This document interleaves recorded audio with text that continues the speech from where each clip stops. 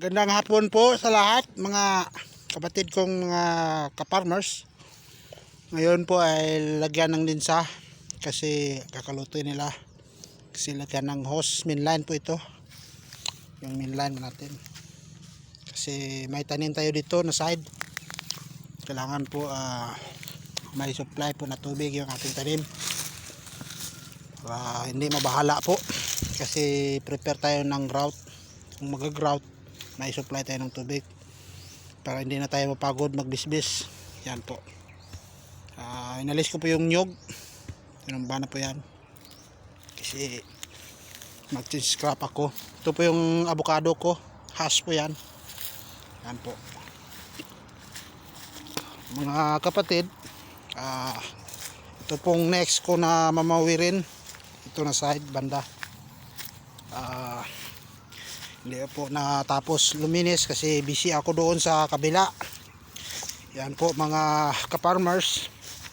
Ito po yung avocado natin. Yan po. Nagpa-flashing po yung dahon nila. Mamawirin ko po ito matapos doon sa kabila. Yan po guys. Iperitin natin yung hose natin na mailagay para ang ating tanim ay wala na pong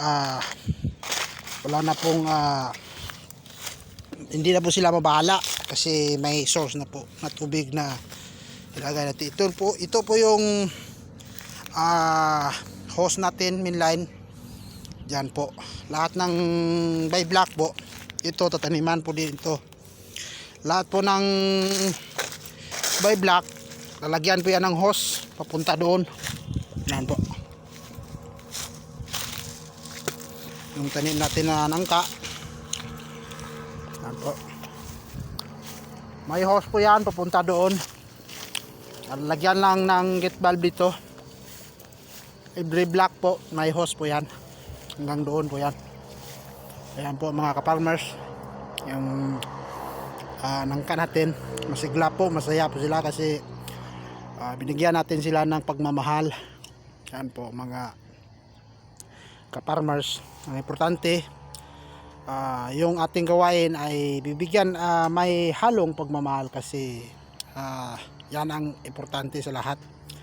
Kung may pagmamahal na ginagawa mo sa iyong trabaho ay pagdating ng panahon na yung pagmamahal mo bibigyan ka din ng pagmamahal sa ginagawa mo kasi binigyan mo sila ng pagmamahal.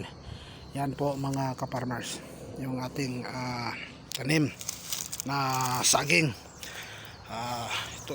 Yan po yung mga lalay natin.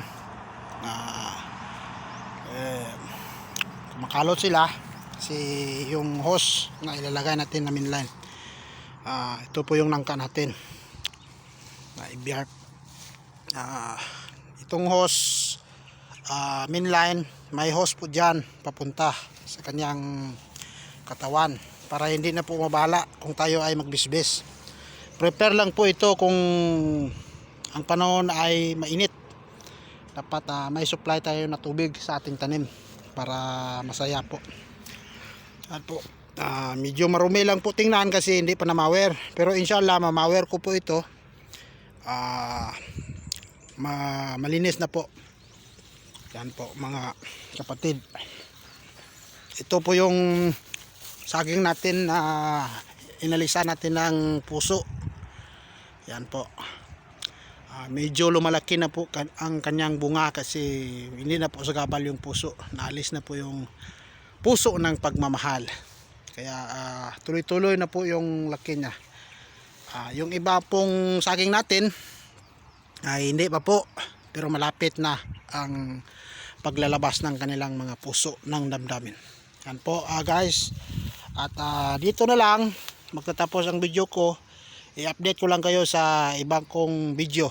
At maraming salamat po. Like and share lang po sa mga kapatid natin, mga viewers. Ito na lang at maraming salamat.